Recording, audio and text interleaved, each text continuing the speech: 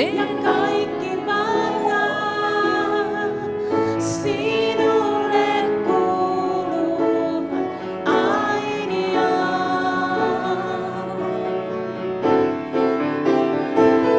Kunnia, voima ja kaikki valta sinulle kuuluvat ainiaan. Kunnia, voima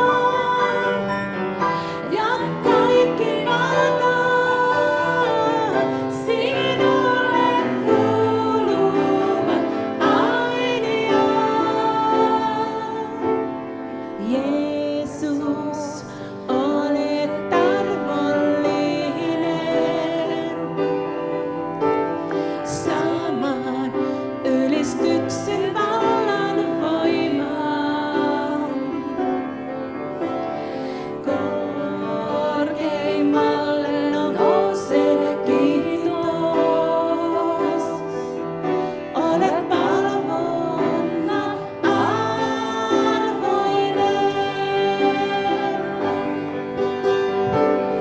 Kunnia, voima ja kaikki valta sinulle kuuluvat ainiaan. Kunnia, voima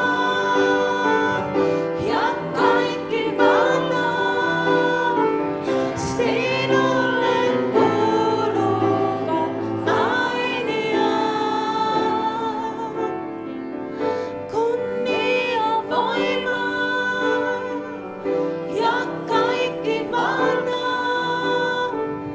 sinulle kuuluvat ainiaan. Kunnia, voima ja kaikki valta sinulle kuuluvat ainiaan. Kunnia, voima ja kaikki valta sinulle kuuluvat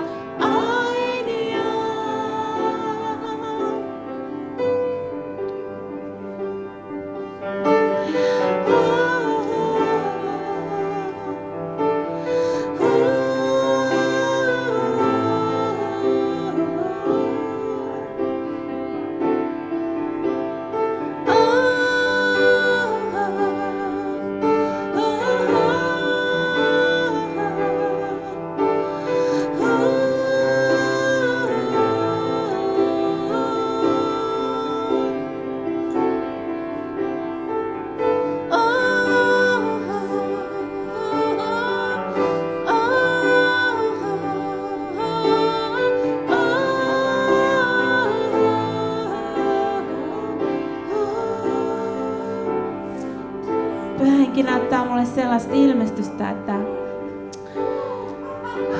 on semmoinen arkku, kultainen arkku, joka avataan.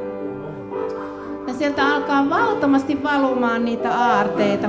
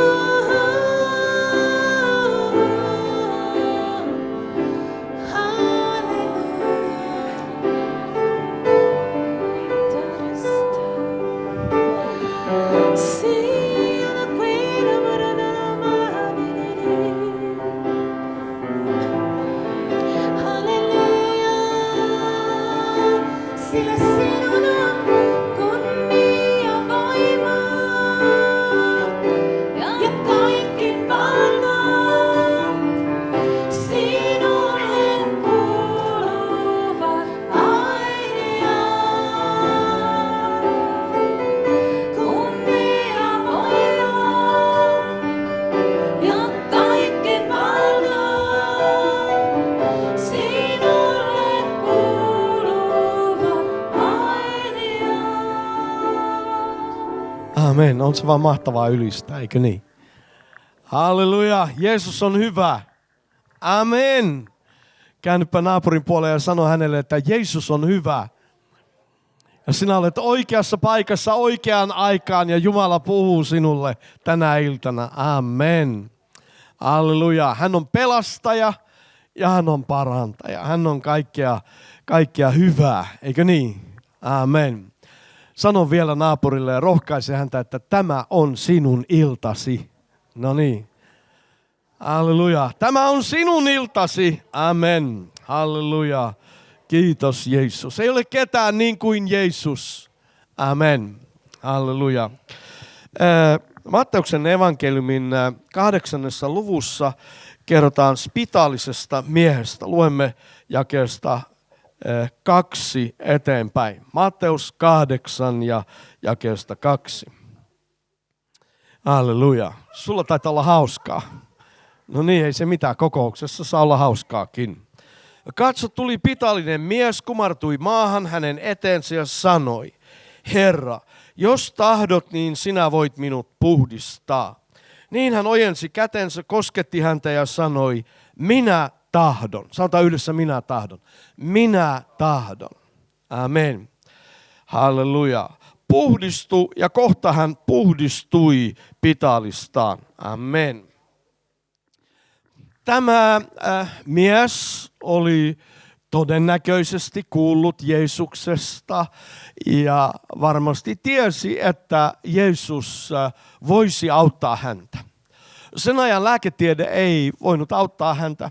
Kiitos Jumalalle lääkäreistä ja sairaanhoitajista ja lääketieteestä. He tekevät paljon hyvää työtä yhteiskunnassa ja omalta osaltani uskon, että se on eräänlainen Jumalan käden ojennus ihmiskunnalle.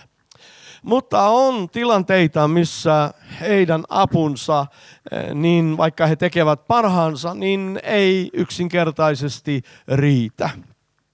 Ja niin oli nyt tämän spitaalisen miehen kohdalla. Hän tiesi, että Jeesus voisi parantaa hänet. Niin kuin varmasti kaikki me tiedämme, että Jeesus voi tehdä ihmeitä, eikö niin? Kuinka moni tietää, että Jeesus voi tehdä ihmeitä? Ja edellisellä Raamattutunnilla me totesimme, että ihme numero 1 on se pelastus. Halleluja. Mutta nyt tässä tilaisuudessa me keskitymme, mitä Raamattu puhuu ruumiin parantumisesta, sairaan parantumisesta. Ja tämä mies ei tiennyt, tahtoisiko Jeesus parantaa juuri hänet. Siksi hän kysyi näin. Ehkä hän ajatteli, että en ole sen arvoinen.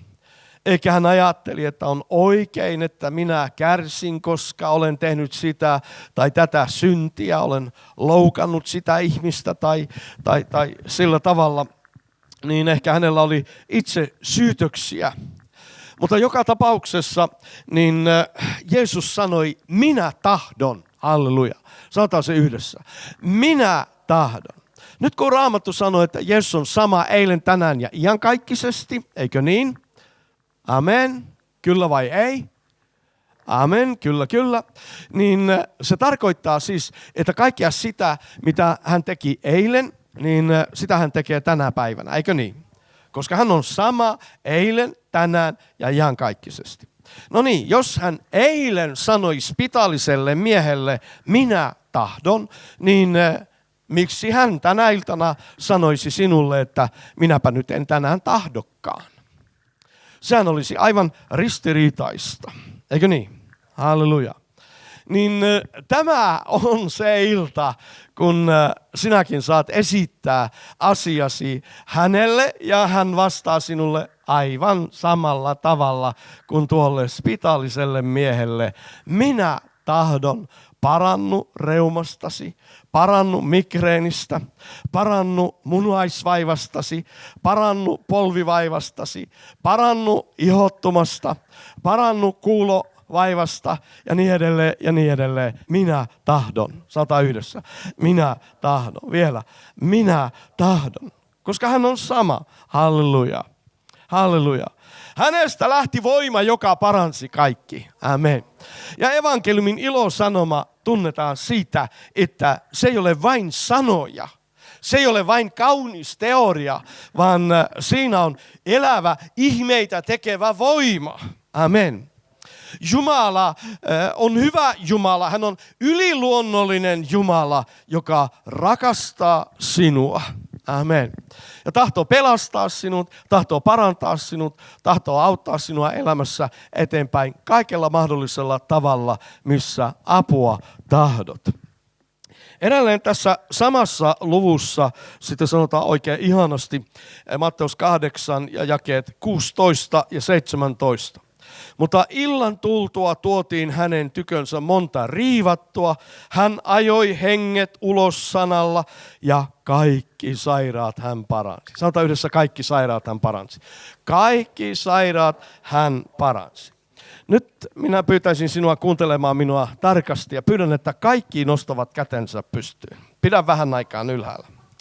Ole hyvä ja nosta käsi pystyyn. No niin, pidä käsi ylhäällä ja katsopa vähän ympärille.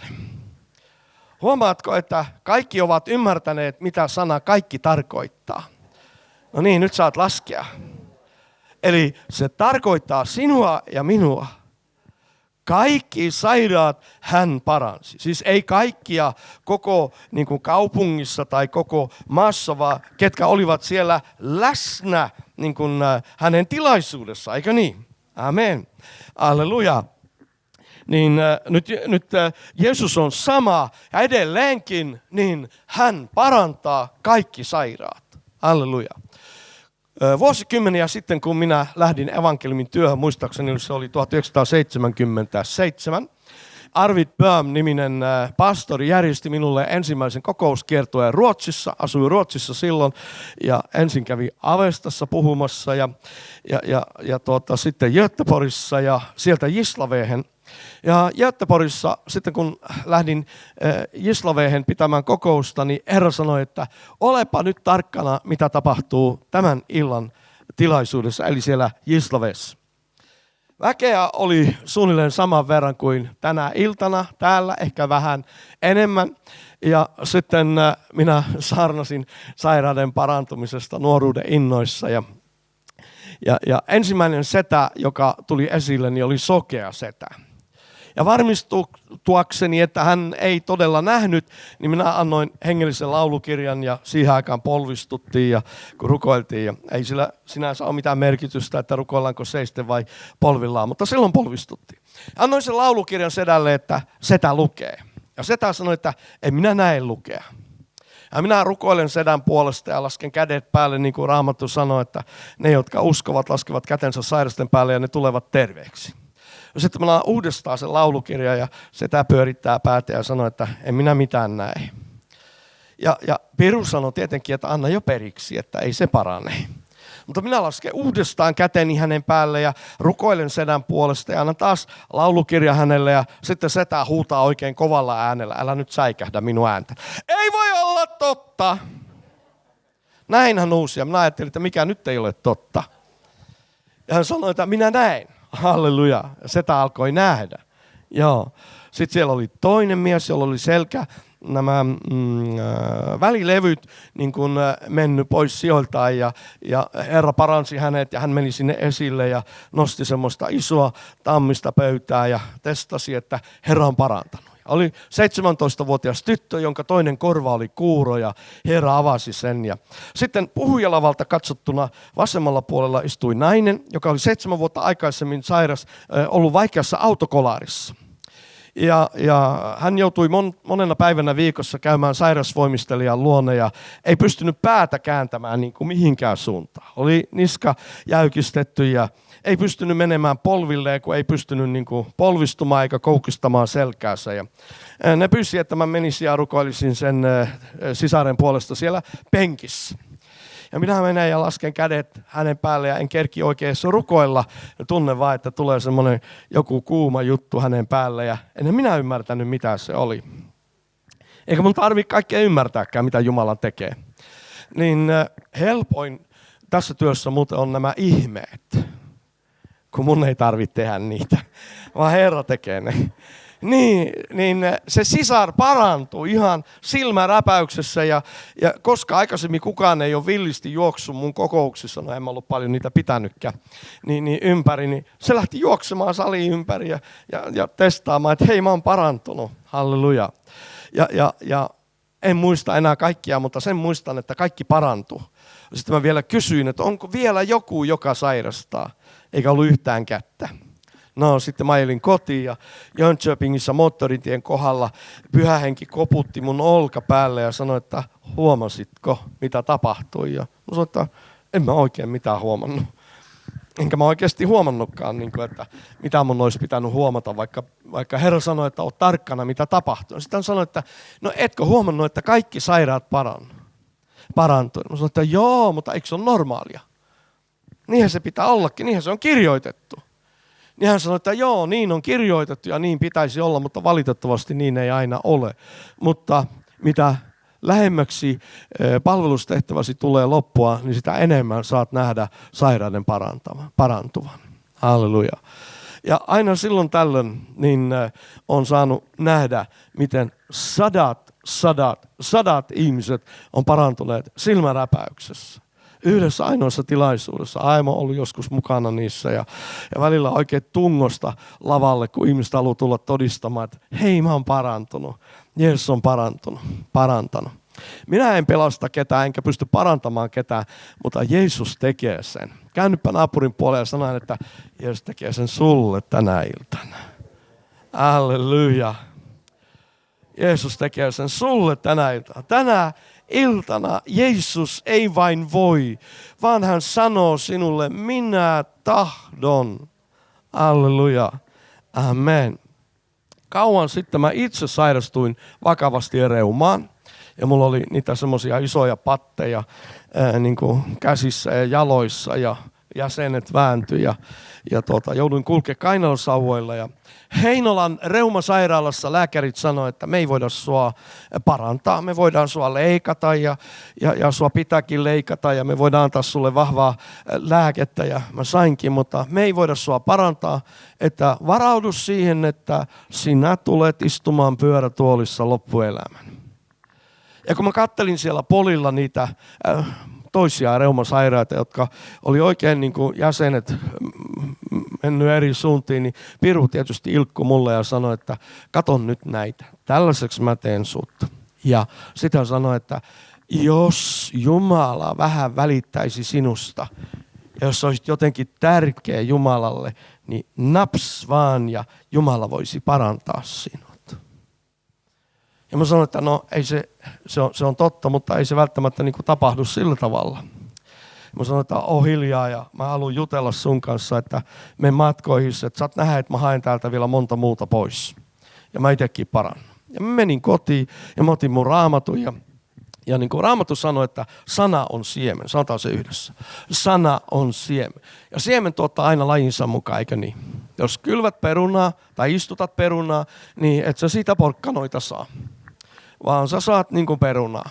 Ja se vie oman aikansa, niin kuin, jos ensi juhannuksena, jos Herran tulo viipyy ja juhannuksena haluat uusia perunoita, niin kuin Suomessa on tapa, niin hyvissä ajoin keväällä kannattaa istuttaa perunaa.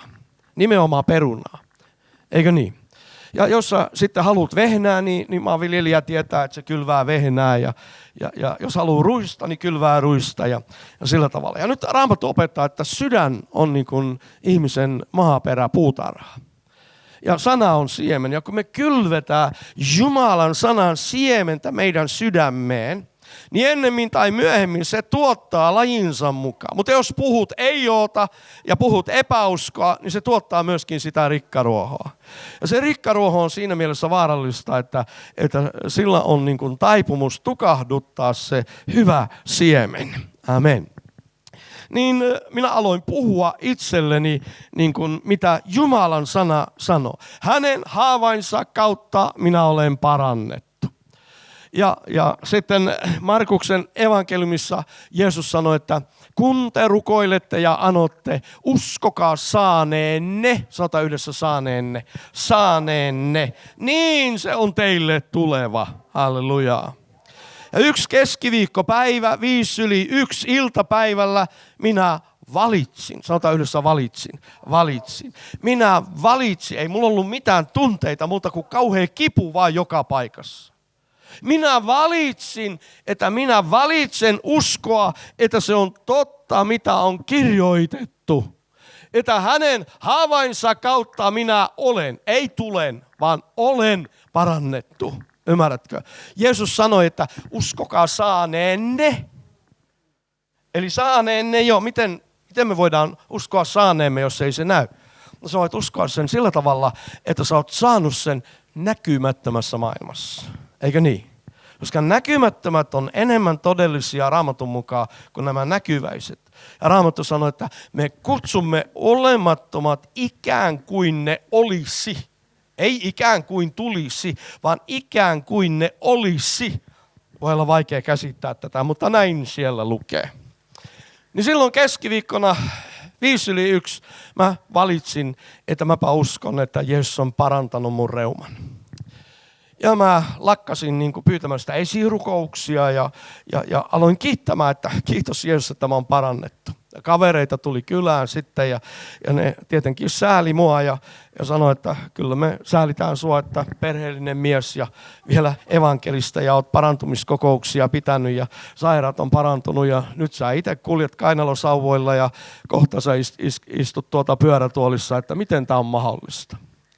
Ja mä sanoin, että sori vaan kaverit, mutta mä oon parantunut jo. Ja kinkkasin kainalosauvoilla keittämään niille kahvetta ja ne sanoi, että älä nyt masa, mua kutsutaan masaksi. Ne sanoi, että älä nyt masa viitti olla niin vanhurskas, että sormenpäistä hurskaus tippuu. Että jos sä nyt oikeasti oot parantunut, niin heitä nyt sit nuo kainalosauvat menemään.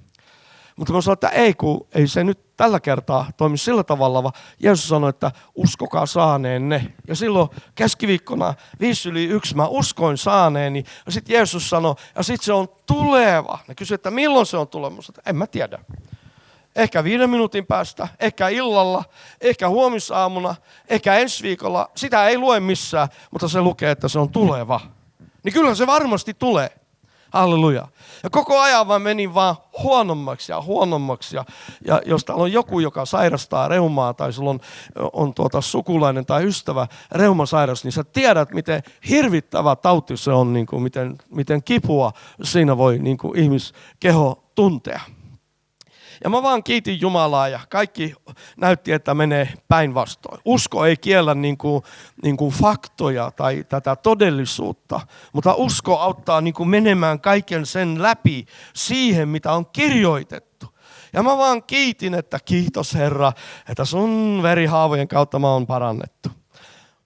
Monien mielestä mä olin pikkasen tärähtänyt ja ne seurasi, että katsotaan nyt, että mitä tapahtuu ja tapahtukoon mitä, että voi mies parkaa, että kipu on aiheuttanut sille, niin kuin, että se on nyt ihan sekaisin.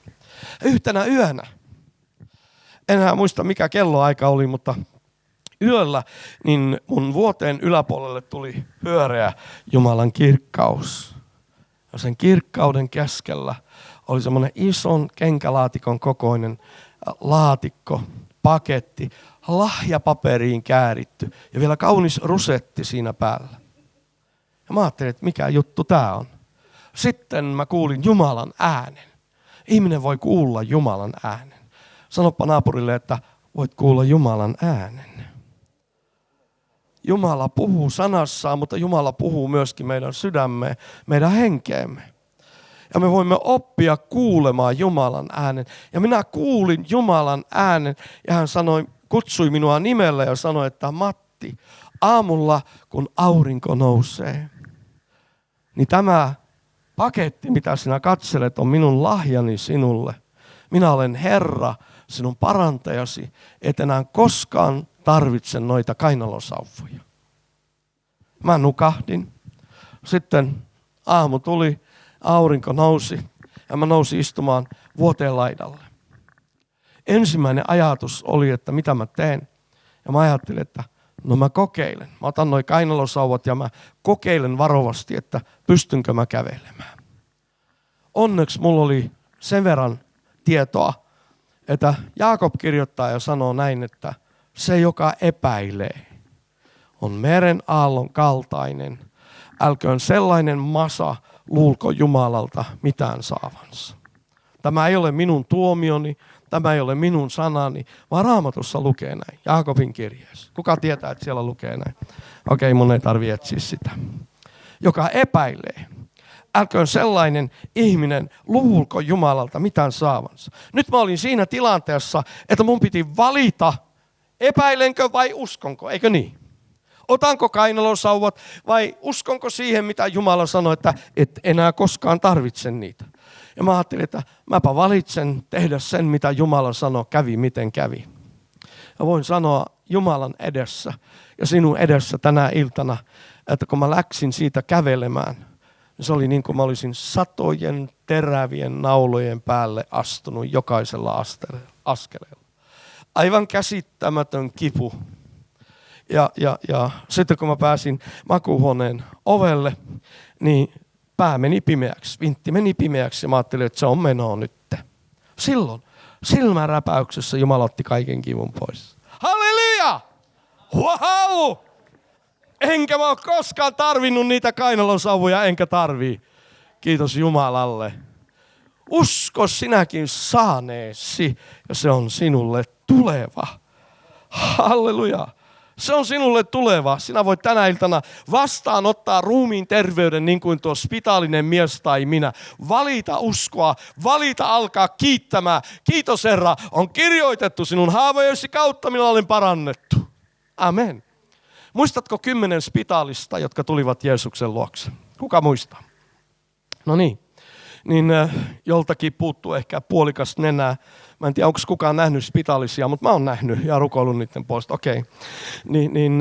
Niillä saattaa puuttua jalkaterää tai jotain niin kuin osa ruumista mädäntynyt pois ja korva tai silmä tai tälleen. Siinä oli 10 tämmöistä spitaalista miestä Jeesuksen luona. Ja Jeesus paransi heidät. Ja varmasti oli ihmisiä ympärillä, niin kuin aina oli, missä Jeesus oli. Ja Jeesus sanoi, että menkää ja näyttäkää itsenne papille. Eli siinä hetkessä ei tapahtunut mitään näkyvää, eihän. Ei varmasti, koska Raamattu sanoi, että vasta siellä matkan varrella jossakin niin he parantuivat. Eikä kerrota, että kestikö se 20 minuuttia se matka pappilaan vai kestikö 2 päivää vai 3 päivää. Ei me tiedetä sitä. Se ei ole se oleellinen asia, mutta siinä tässä ja nyt ei niin kuin näkyvästi tapahtunut mitään, eihän.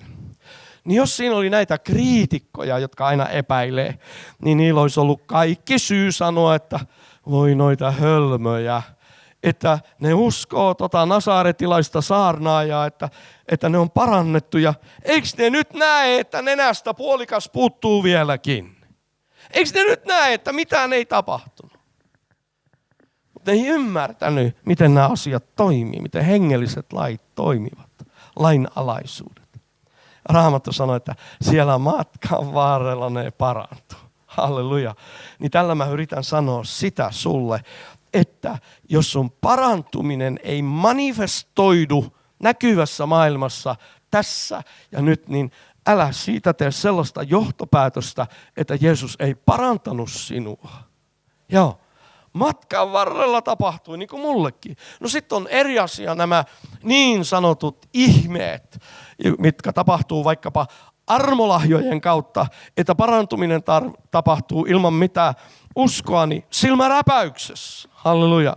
Niin kuin kerran Suomessa Nastolassa, niin pidettiin parantumiskokous ja se oli koulun auditoria ja se oli aika jyrkkä ja 2 ihmistä toi sinne romaanitytön, jolla oli 2 kainalosauvaa ja jalkapaketissa ja minä sieltä sivusta vaan kattelin sitten millaisia ihmisiä tulee kokoukseen ja kaveri, joka toivotti ihmisiä tervetulleeksi, niin nämä sanoo silleen, että no kyllä teki paikan olette valinneet pitää parantumiskokous, että eihän tuolta pääse ylös. Niin se sanoi, että no kun te vaan saatte sen tytön sinne alas, niin kyllä se sieltä sitten ylös tulee omiin jaloin. Ja mä ajattelin, että no helppohan sun on se sanoa. No niin, ja se tyttö istui etupenkissä ja mä saarnasin. Suunnilleen saman saarnan, minkä tänä iltana. Ja sitten 1-2. Pyhä henki alkaa puhua mulle ja sanoi, että näksä ton romaanitytön kainalosauvoilla etupenkissä, että meepä ja nosta se kävelemään. Ja mä menen sen tytön eteen ja katon sitä silmiä ja sanon, että Jeesus Kristus parantaa sinut tänä iltana. Ja Muutama kyynel vierähtää hänen silmiltään ja hän sanoi, että minä niin tahtoisin, mutta minulla ei ole sitä uskoa. Hän oli rehellinen. Hän sanoi, että minulla ei ole sitä uskoa. Ja mä sanoin, että hei, sulla ei tarvitse olla yhtään uskoa. Ja ojensin mun 2 kättä ja sanoin, että tartupta mun käteen ja nosti hänet niin kuin seisomaan. Ja ihan niin kuin Pietari ja Johanneskin kertoo, että ne tarttui sen rammomiehen käteen ja nosti sen seisomaan. No sitten lähdin viemään häntä salissa niin kuin tällä tavalla ja hän käveli perässä ja sitten mä hellitin kädet ja se tyttö tuli perässä vaan ja katsomaan silmiin ja pian me oltiin salin toisessa päässä ja mä sanoin, että no sähän kävelet. Halleluja! Halleluja! Jumalalla on niin monta tapaa parantaa. Amen. Ei hän ole yhden niin kuin tavan varassa auttaakseen sinua. Jumala ei vain voi parantaa, ei vain voi pelastaa, vaan Jumala tahtoo myöskin pelastaa. Jumala tahtoo myöskin parantaa.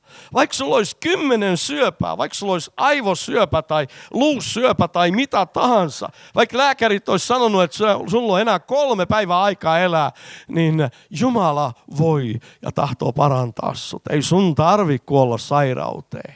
Ei ole missään kirjoitettu, että päästäkseen täältä pois ihmisen tarvii sairastua. Eihän. Välillä tuntuu, että nykyisin pitäisi alkaa seurakunnissa opettaa sitä, että millä tavalla kuolla oikein. Kun ihmiset ajattelee, että se on luonnollista, että mulle tulee syöpä tai joku sairaus, että mä pääsen pois lähteä täältä. Oi kuule, on paljon parempia tapoja lähteä. Sä voit vaan istua keinustuoliin ja sanoa sun lapsille ja lastenlapsille ja ehkä puolisollekin, että kuule mä oon nyt lähdössä. Hei hei, Herra haltuu, pitäkää huoli, että pääsette perässä. Sä voit vaan laittaa silmät kiinni. Lääkärit kyllä kirjoittaa, että sydän pysähtyy. No totta kai se pysähtyy. Joo. Ilman muuta se pysähtyy siinä vaiheessa, kun sä lähit. Halleluja. Ei sun tarvii kokea kauheata tuskaa ja kipua ja terminaalivaihetta ja mitä vaiheita niitä on niin kuin lähteeksesi täältä. Sä voit lähteä niin kuin hymyssä suin, eikö niin? Amen. Ihan varmasti on näin. Halleluja. Mutta jos sä oot niin kuin uskonut sen ja ajatellut, että on pakko sairastua, että täältä pääsee pois, niin ei se Jumalan mielipide ole. Halleluja. Halleluja. Kiitos Jumalalle terveydestä. Niin se romaanityttö parani ja sitten seuraavana sunnuntaina hän oli mun kokouksessa todistamassa ja kertoi, että joku hermojuttu oli siinä hänen jalassa ja lääkärit oli sanonut, että ei niitä pysty leikkaamaan ja mitään tekee, että kinkuta vaan niiden kainalosauvojen kanssa loppuelämä, mutta Jeesus oli toista mieltä. Halleluja, ihana Jeesus, eikö niin? Amen. Halleluja. Jeesus on todella, todella hyvä. Halleluja. Kauan sitten mun vanhimman velipojan vaimo sairastui syöpään. Ruotsissa, silloin kun he oli nuoria. Ja sitten lopulta niin kun se syöpä levisi tänne aivoihin ja toinen puoli hänen ruumistaan halvaantui. Ja siinä vaiheessa viisaat professorit ja tohtorit ja lääkärit Lundin yliopistollisessa sairaalassa sanoivat, että tämä rouva elää korkeintaan 3 vuorokautta. Tytön äiti lentää lentokoneella Suomesta sanomaan viimeisiä jäähyväisiä rakkaalle lapsellensa. Puoliso ja vastasyntynyt pieni lapsi odottavat kotona. Ja Riitan puolesta rukoiltiin. Mä olin yksi siellä rukoilemassa, oli 2 muuta pastoria mukana. Ja arvaa, mitä tapahtui. No sä voit melkein arvata, kun mä sanoin, että Riitta on yli 30 vuotta elänyt sen jälkeen. Jeesus paransi. Joo, halleluja. Jeesus paransi. Ja sitten me pyydettiin, että saako hän tulla Malmöön suomalaiseen seurakuntaan vielä kokoukseen. Ja sanoi, että ei mitenkään, että se kuolee matkalla. Mutta olkoon sitten niin kuin omaisten ja omalla vastuulla, että joka tapauksessahan se kuolee. Että olkoon se niin kuin kuolevan ihminen viimeinen toive. Siellä vielä seurakunta ihanasti rukoili tämän nuoren naisen puolesta ja halleluja, hän elää tänä päivänä. Sitten kun he muutti Suomeen, niin olikohan siihen aikaan Tampereella joku syöpätutkimus vai tarkistuskeskus, mikä se oli, niin joka tapauksessa hänen piti mennä sinne tarkistuksiin, niin se lääkäri soitti ja sanoi velipojalle, että missähän on niin kuin paperit leikkauksesta. Ja velipoika selittää, että ei häntä ole leikattu ollenkaan. Ja se lääkäri sanoi, että älkää nyt aikuinen mies, viittikö tällaisia höpöttää. Että ammatti-ihmisenä tiedän, että mullan allahan hän olisi, jos ei olisi leikattu. Joo, halleluja.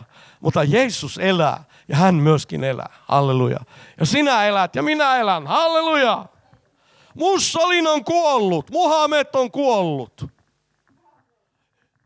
Amen. Mutta Jeesus, hänkin kuoli, mutta hän nousi kuolleista ja elää. Kiitos Jumalalle. Hän on täällä meidän keskellämme. Haluaa luoda ja tuoda elämää myöskin sinun elämääsi. Onko sä valmis vastaanottamaan ihmeen? Amen. Halleluja, halleluja. Kun me pidetään parantumiskokouksia, niin monta kertaa ihmiset tulee sitten vähän sanoa, niin kuin, että ettekö te tiedä, että pelastus on se suurin ihme? No, kyllä me tiedetään se. Me tiedetään se, että pelastus on se suurin ihme, mutta me tiedetään myöskin, että Jumala tekee myöskin muita ihmeitä, kaikenlaisia ihmeitä. Illan tultua kaikki kansa tahtoi päästä koskettamaan häntä, koska hänestä lähti voima, joka paransi kaikki.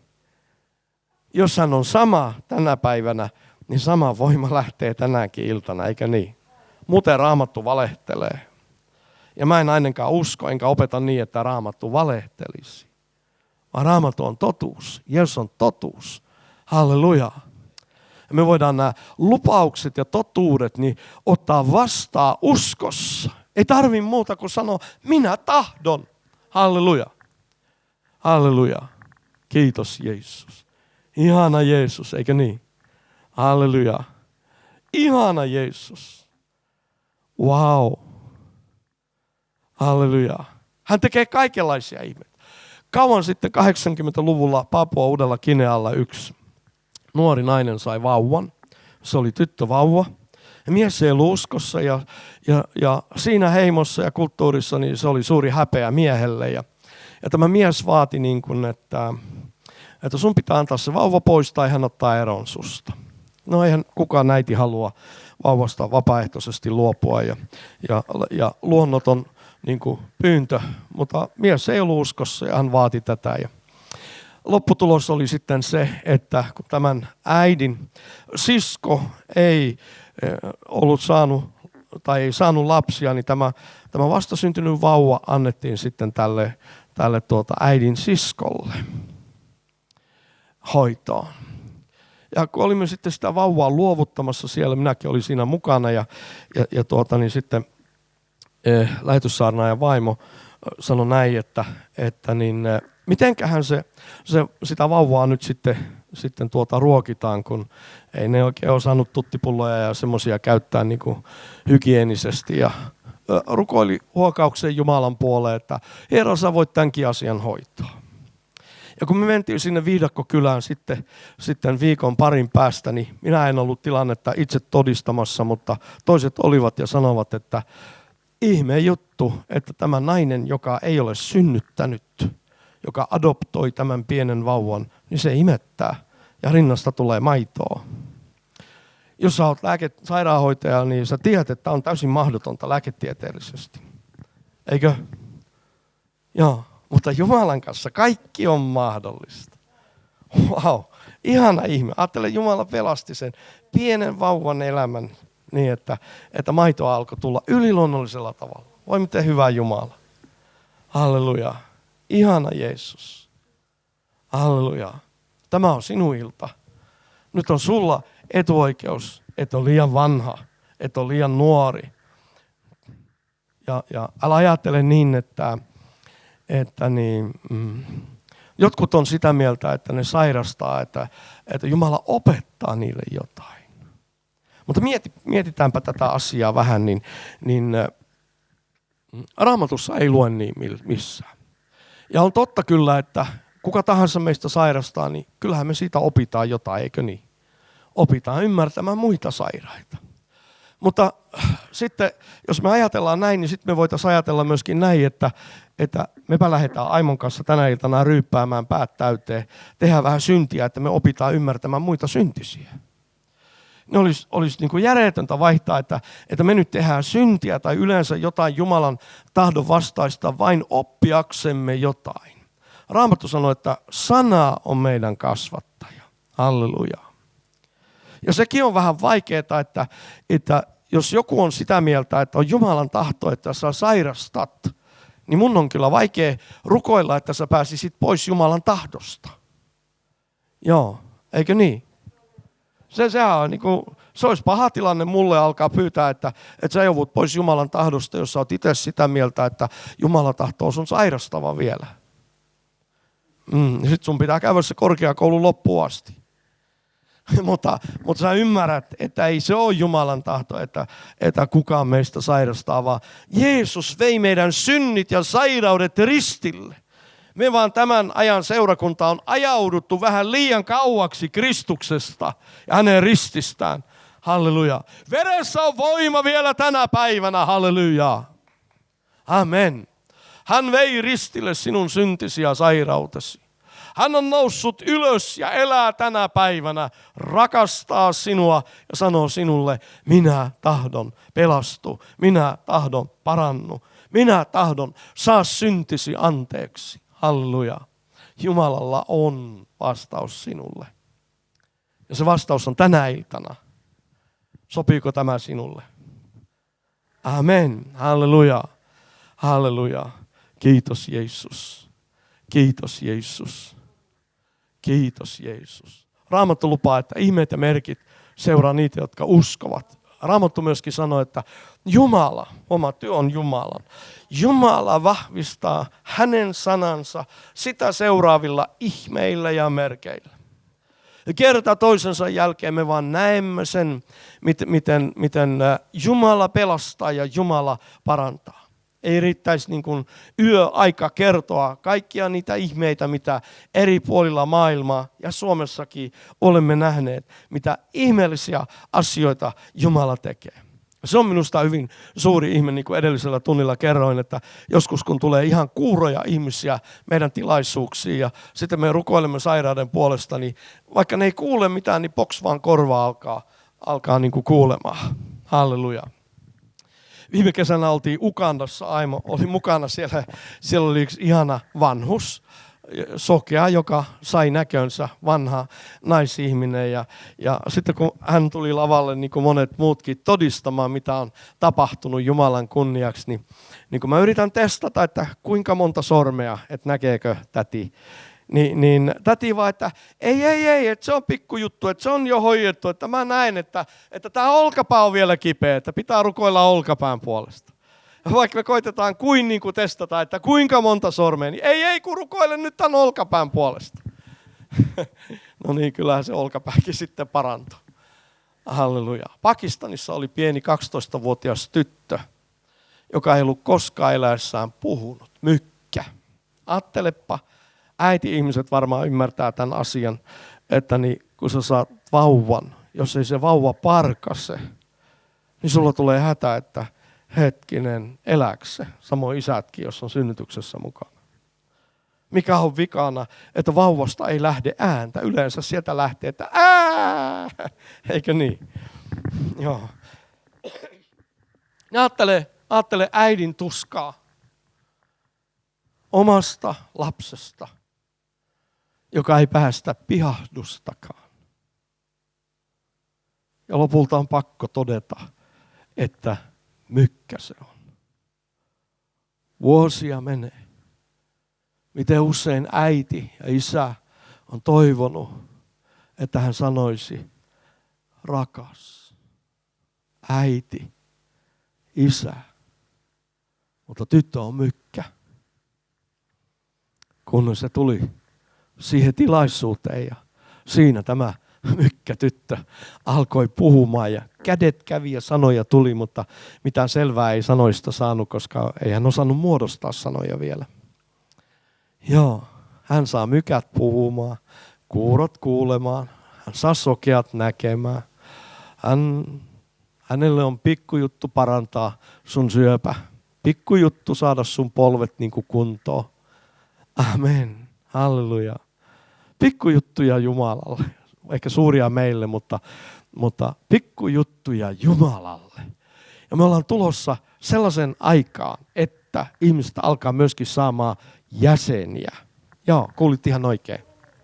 Ihmiset alkaa saamaan käsiä ja jalkoja ja silmiä ja munuaisia ja jäseniä, mitä ne tarvitsee. Jumala on näyttänyt mulle tämän niin kuin ilmestyksessä. Ja kun me oltiin Pakistanissa kerran ja mulla oli tiimi mukana ja sitten, no eihän massakokouksessa ei voi rukoilla niin kuin yksittäisten ihmisten puolesta. Mutta joka tapauksessa niin kuin halusin antaa tiimiläiselle semmoisen kokemuksen rukoilla sairaiden puolesta. Ja yksi Juha Tuukkanen, mun työtoveri, sitten oli mukana myöskin. Ja Juhakin meni rukoilemaan ja hänen kohdalle osui semmoinen pakistanilainen mies, jolla puuttui toinen silmä. Ei ollut silmämuna, kuoppa vaan. No niin, siinä ei epäusko auta, siinä pitää vaan toimia ja rukoilla. Ja Juha rukoilee tämän kaverin puolesta ja nostaa sitten 2 sormea pystyyn ja testaa, että kun näki, että se oli saanut sen silmämunan, että kuinka monta sormea. Ja arvaappa mitä silloin tapahtui. Meidän generaattori sammui. Ja tuli ihan pilkko pimeätä. Niin se kaveri ajatteli, että meni näkö toisestakin silmästä. Ennen kuin sitten jonkun ajan päästä saatiin laitteet kuntoon ja kaveri saattoi todeta, että mä näin molemmilla silmillä, että mä oon oikeasti saanut silmän. Halleluja. Joo, se oli vähän semmoinen hauska juttu, mutta hyvä lopputulos. Joo, niin sä voit saada vaikka uuden silmän. Tai uuden jalan. Jos sulla on proteesi, niin sä voit saada uuden jalan. Tai käden. On semmoista tapahtunut ennenkin. Amen. Halleluja. Joo. Ihmehän se on, mutta Jumala on ihmeiden Jumala. Joo. Sä voit saada kaikkea, mitä sä tarvit Jumalalta. Ihan kaikkea. Joo. Kuinka moni on isä? Isät.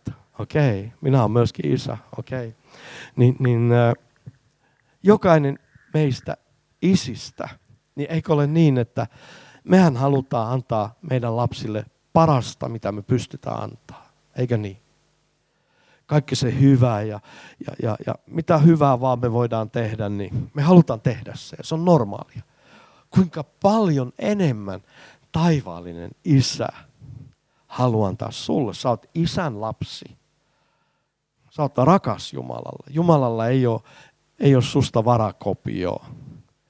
Jumala antoi sulle yhden elämän, ainutlaatuisen, ainutkertaisen. Jumala rakastaa sua ja pysähtyy sun kohdalla tänä iltana ja kysyy, mitä tahdot, että minä sinulle tekisin. Ihan niin kuin ne sokeet, kun ne oli, kun huusi, että Herra Daavidin poika, armahda meitä. Ja jos kysyy, että no mitä te oikein tahdotte? Ne sanoo, että saisimme näkömme jälleen. Mikä on sinun vastauksesi? Herra, että mun munuaiset parantuisi. Että mun selkä parantuisi. Skolioosi parantuisi. Yksi rouva tapasi käydä mun kokouksissa ja aina kaupungilla mä törmäsin häneen, että hän talutti polkupyörää. Lopulta mä sitten kysyin, että miksi et sä aja sillä polkupyörällä, että miksi sä talutat aina? Sitten hän sanoi, että hänellä on skolioosi, eli selkäranka on niin kuin vääntynyt, että se on tuki hänelle. No sitten voiko mä rukoilla ja mä sain rukoilla ja tapahtui ihme ja sitten kun hän meni Turussa röntgeniin tutkittavaksi tai johonkin tarkastukseen, niin ne sanoi näin, että voisikohan rouva ensi kerralla tuoda henkkarit mukana, kun näyttää, että ei ole nyt sama henkilö. Joo, niin ja se kuvissa näytti, mutta oikeastihan se oli sama henkilö. Jeesus oli vaan vähän peukalolla tehnyt jotain hänen selälleen. Eikö se ole ihana Jeesus? Mikä on sun ongelma? Jätä se tänne tänä iltana. Halleluja. Joo, kiitos Jeesus. Mulla oli muuten yksi paha ongelma vatsahaava nuoruudessa. Enkä mä sano, että se oli Jumalalta, mutta mä sairastin vatsahaavaa ja mulla oli 3 reikää mahassa. Ja sitten lääkärit oli niin kuin päättänyt, että se pitää leikata ja verta tuli joka päästä, niin kuin tiedätte. Ja siihen aikaan ne leikkaukset tehtiin ulkonaisesti. Sitten mä olin taas kerran sairaalassa tiputuksessa, mä olin hirveän huonossa kunnossa ja otettiin kuvaus ja sitten piti leikata ja mä rukoilin Jumala, että nyt on sun viimeinen mahdollisuus niin kuin parantaa mut, siis ihmeparannus. Tai muuten sitten noi viisaat miehet laittaa terävän veitteen mun mahaan. Että ole ystävällinen ja paranna mut. Sitten ne vei mut toiseen huoneeseen toipumaan ja lääkäri tuli sitten sinne niiden kuvien kanssa ja sanoi, että sähän ootkin käynyt Suomessa leikkauksessa. Mä asuin silloin Ruotsissa. Mä sanoin, että joo, mä käynyt Suomessa, mutta en missään leikkauksessa ole käynyt. Sanoin, että joo, että tässä on niinku kuvat hänelle. Ja mä sanoin, että ne on jonkun toisen. Sanoin, että ei täällä ole kuvattu ketään muuta, kutsut vaan. Ja sitten hän sanoi, että mutta hän ei ymmärrä, että miten joku kirurgi on tällä tavalla tehty. Ja sitä selitti, että kun haava on niinku soikea tai pyöreä, niin se kuulemma ommellaan tälleen siksakkiin. Niin sanoi, että sulla ei ole tehty silleen, vaan sulla on ommeltu siksakkiin ja sitten myöskin toisinpuolin, että sulla on niinku 3 ristiä siellä. Eikä hän ole koskaan nähnyt, että kukaan leikkaa sillä tavalla. Ja mun piti ottaa paita pois ja näyttää silleen, että kato nyt, en mä ole käynyt missään leikkauksessa. Ja se kaveri meni ihan sekaisin. Ja lähti pois ja mä pysäytin sen ulko-ovella, huoneen ovella ja sanoin, että odotas tohtori, että mitäs nyt tehdään. Niin hän sanoi, että ei hän tee mitään. Mä sanoin, että no mitäs mä teen? Sanoin, että tee ihan mitä sä tykkäät. Arvaa mitä mä tein. Mä puin siviilit päälle ja on sillä reissulla. Aamen. Joskus joku on vähän moittunut, että mulla on tätä niin kuin kumpua, niin mä oon sitten sanonut vaan, että no tää on semmoinen pienois Kolkatan kumpu, mitä mä kannan mukana, että siellä on 3 ristiä muistuttaa mua siitä, mitä Jeesus teki keskimmäisellä ristillä. Oh, halleluja. Ymmärrätkö? Siinä ristillä hän sanoi, Isä, anna heille anteeksi.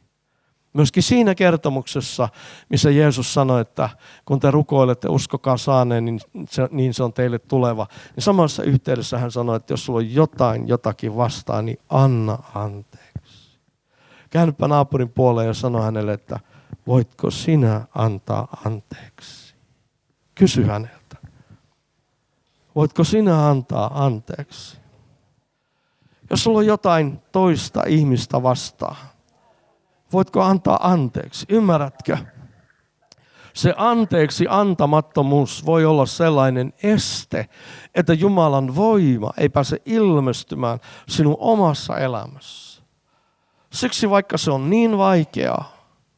niin vaikeaa joskus antaa anteeksi, kun sinua on ehkä vuosia, ehkä vuosikymmeniä kohdeltu kaltoin ja väärin ja sinulta on viety sitä ja tätä. Mutta sinulla ei ole muuta mahdollisuutta kuin antaa anteeksi. Tee tänä iltana se päätös, että annat anteeksi. Niin kuin Jeesus sanoi ristillä, Isä, anna heille anteeksi. Itsesi tähden, anna anteeksi. Jumala antoi sinulle kaikki anteeksi. Minulle kaikki anteeksi. Miksi minä en antaisi anteeksi kaikille? Kaikille, jotka ovat puhuneet pahaa, valhetta, juoruja, panetelleet. Anna anteeksi. Voitko antaa anteeksi? Jos et anna anteeksi, katkeruus ja viha pääsevät kasvamaan sinun sydämessä. Nekin ovat kuin siementä. Tukahduttaa kaiken sen hyvän Jumalan sanan siemenen sinun sydämessäsi. Elämäsi tuottaa katkeruutta, vihaa, pahoinvointia, pahaa mieltä, unettomuutta, jopa fyysisiä sairauksia. Mutta jos sinä valitset antaa anteeksi, sinä valitset siunata sen sijaan, että sinä kiroaisit, niin siunaus tulee sinun elämääsi. Halleluja. Ja sinä tulet siunaukseksi monille. Ei vain niin, että siunaus tulee sinun elämääsi, vaan Jumala tekee sinut siunaukseksi monille. Wow. Halleluja. Siunaukseksi monille. Halleluja. Ehkä jo huomenna näet hedelmää, kun tänään päätät antaa anteeksi. Amen. Tule sellaisena kuin olet Jeesuksen luokse. Ja hän sanoo, minä tahdon. Sinun syntisi on annettu anteeksi. Minä tahdon, puhdistu. Parannu reumasta. Parannu migreenistä. Minä tahdon, parannu vatsavaivasta. Minä tahdon, parannu syövästä. Halleluja. Halleluja. Halleluja. Halleluja. Mikä on sinun ongelmasi? Minä tahdon, parantukoon muistisi. Alzheimer-tauti. Lähde Jeesuksen nimessä. Sydäntykytys. Lähde Jeesuksen nimessä. Rytmihäiriö. Lähde Jeesuksen nimessä. Korva, joka soi jatkuvasti. Parane Jeesuksen nimessä. Ennen kaikkea parantukoon sinun sydämesi sydänsuruista. Jumala näkee sinut, jolla on ollut kauan sydänsuruja. Sinä tiedät kenelle että minä puhun sinulle tai että Jumala puhuu sinulle. Tämä on se ilta, kun Jumala haluaa parantaa sinut sinun sydänsurustasi. Halleluja. Anna Jumalan yliluonnollinen rakkaus tulla sun sydämeesi. Jumalan yliluonnollinen voima, Pyhän Hengen voima, Jeesuksen veren voima. Anna sen tulla sinun sydämeesi, parantaa sinun sisäiset haavasi. Sinun tarvitsee vain sanoa, annan anteeksi.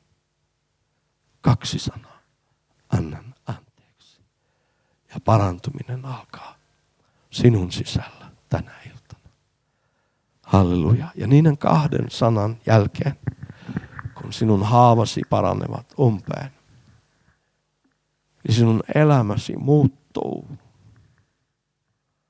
Se on, kun antaisit mahdollisuuden Jumalalle tehdä jotain uutta ja jotain paljon parempaa. Ymmärrätkö? Paljon parempaa sinun elämässäsi. Nyt sinusta tuntuu, että sinä olet menettänyt jotain sellaista, mitä et koskaan voi saada.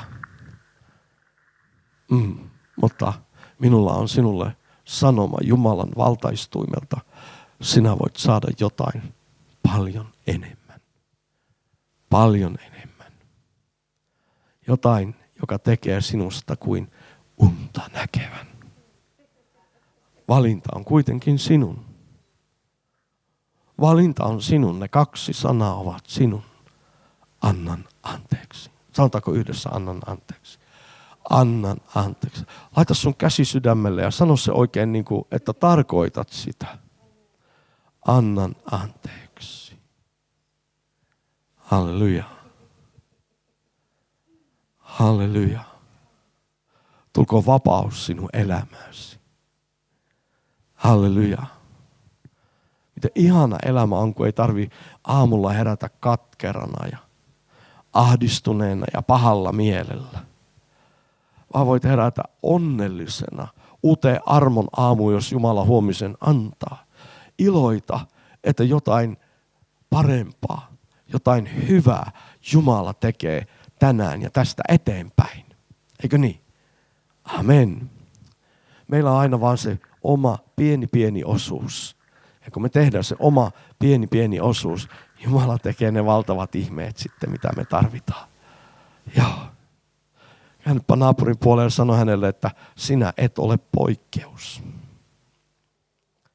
Joo. Et ole poikkeus.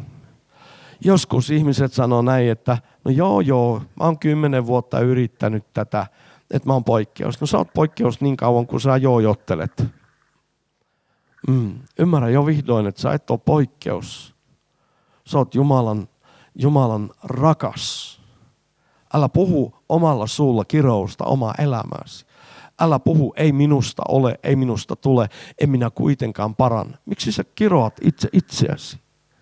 Etkö ymmärrä, että Raamattu sanoo, kielellä on vallassa elämä ja kuolema. Ymmärrätkö? Mä tein sen ratkaisun keskiviikkona 5:01, että mä oon parannettu. Mä aloin kiittää Jumalaa. Enkä nurissu, että miksi sä annoit mulle tätä ja miksi elämä on tällaista ja näin. Älä vaivu itsesääliin. Kaikilla meillä on 1000 miljoonaa syyttä vaipua itsesääliin, eikö niin? No me ajatellaan, että naapuri pääsee niin helpolla, mutta mun ongelmat on niin vaikeita. Mutta Raamattu sanoo, että samat kärsimykset täytyy tehdä veljennekin maailmassa kestää. Kaikilla meillä on ongelmia, kaikilla meillä on vaikeita ja sillä tavalla, mutta kaikille meille on myöskin ratkaisu. Halleluja! Amen! Halleluja! Eletään ratkaisukeskeistä, Kristuskeskeistä elämää. Tullaan pois sieltä piehtaroimasta niissä ongelmissa, mitä on ollut ja vaikeuksissa. Ulos niistä Jeesuksen nimessä, halleluja. Ota se uskon askel ja valitse Jeesus, halleluja. Raamattu sanoo, että kun te lähestytte minua, minä lähestyn teitä, eikö niin? Lähestytään yhdessä Jumalaa tänä iltana ja hän lähestyy meitä ja kun me kohtaamme, pam, halleluja. Eikö niin? Joo. Halleluja. Mun tekisi mieli huutaa niin kovaa kuin mä jaksan, mutta mä säälin sun korvia. Halleluja. Mä oon niin innostunut siitä, mitä Jumala tulee tekemään Suomessa. Joo, mä oon maailmalla saanut pitää hyvin suuria kokouksia ja ne on tähtihetkiä, kun jokainen käsi nousee, 10 000, että mä haluan pelastua ja ne parantumisihmeet ja nyt on tullut Suomen aika. Ja mä haluan olla siinä mukana. Ja säkin haluat, eikö niin? Halleluja. Oh, prefreshi konda kalaman toraba froshi konda kelema fredia. On fromosso konda kalama frodia. Sikuanto koraba frodia. O koromo froshi konda kaleba freshi kante fredia. Nostako seisomaan ja rukoillaan vähän aikaa. Ispererberelebe ketereberelebe frendia. Sabradalaba koraba frod. Voit hyvin hiljaa soittaa. Maashi konda kalaman toraba froishi konda kalaman toria. O rebessi fito kondalaba sabrada frodia. Kiitä vaan Herra. Ala kiittää Herraa. Kiitos terveydestä, Herra. Kiitos pelastuksesta, Herra. Kiitos rukousvastauksista, Herra. Halleluja. Shakodala mantoraba fraishi kondalama frondiando. Brashikedili freshi kondakalaman torama franja. Ish ilimiki ondalama sambrene frediado. Kolmorombo frondiando. Amoshi kondalama keonalama sabrada fraidiado. Kiitos Isä, että sinä olet pelastaja ja parantaja täällä tänä iltana. Halleluja. Isä, mä nuhtelen kuoleman henkeä, sairauden henkeä. Käsken sitä väistymään Jeesuksen nimessä. Halleluja. Kiitos Isä, että Jeesus on parantaja vielä tänä päivänä. Halleluja. Halleluja. Halleluja. Kiitos Jeesus. Kiitos Jeesus.